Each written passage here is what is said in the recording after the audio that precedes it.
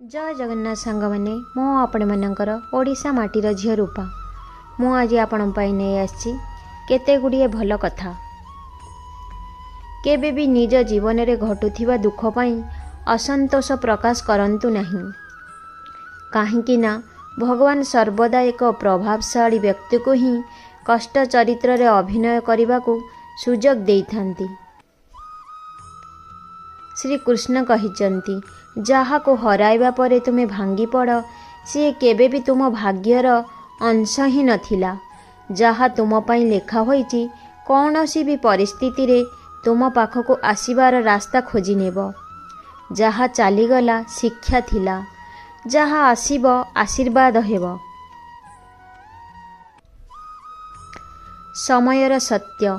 नारद पचारिले, प्रभु आपण सबुबले काहेकि हसुछंती? कृष्ण उत्तर देले, जीए समय को बुझीपारे से प्रत्येक जंत्रणा रे हसी पारे।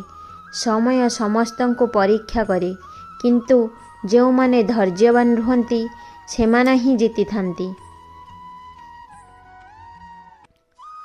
कहार प्रकृति को केही बदलई पारिबे नाही आज्ञा।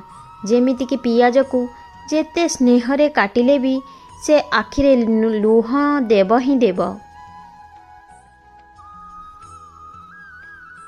श्री कृष्ण कहिचंती, भांगी जाइथिबा विश्वास आउ हराइथिबा संपर्क केबे भी फेरी आसे नाही। आपण मानकु मो वीडियोटी केमती लागिला कमेंट माध्यम रे निश्चिंत जणाइबे। जय जगन्नाथ।